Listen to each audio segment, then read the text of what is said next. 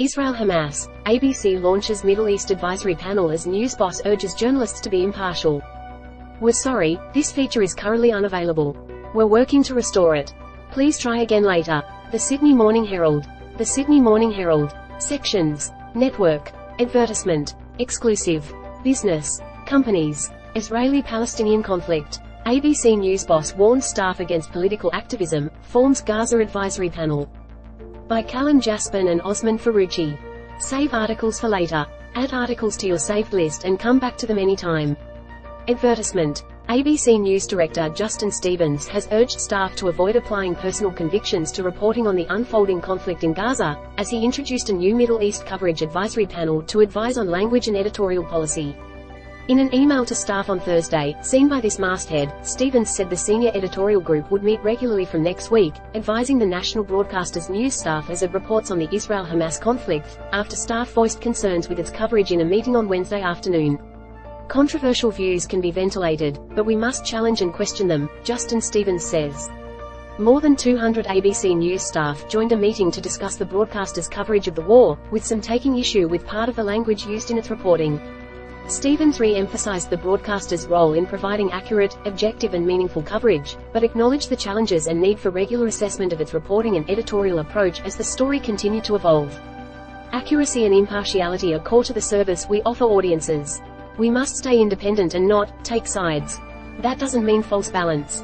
We must never publish or broadcast information we know to be inaccurate in an attempt to balance out a different perspective, he said. On Wednesday, some staff members voiced a sentiment that spokespeople from various organizations were held to different standards on ABC programming, in particular by 7.30 host Sarah Ferguson, alleging her interviews with pro-Israel voices left some of their claims unchallenged, in contrast to interviews with pro-Palestinian voices. To hear a perspective is not a tacit endorsement of that view. To question a perspective is not a tacit disagreement with that view. Controversial views can be ventilated, but we must challenge and question them, Stevens wrote to staff, also explicitly defending Ferguson in a statement to this masthead on Thursday. While noting the pain members of his news team were experiencing in covering the conflict, Stevens again urged staff to remain focused on the importance of independent and impartial journalism. Advertisement. We don't take cues from politicians, pressure groups, lobbyists, activists, social media chatter or armchair critics. We are fiercely editorially independent. There are many jobs that allow you to operate from your personal convictions. Journalism is not one of them. There are many media outlets whose stock in trade is partisanship, personal opinion, campaigning and trying to wield influence. The ABC is not one of those. Journalism is a difficult job, and we have obligations as to how we conduct ourselves in public spaces, including social media. We cannot compromise our standing as impartial journalists, no matter our personal beliefs.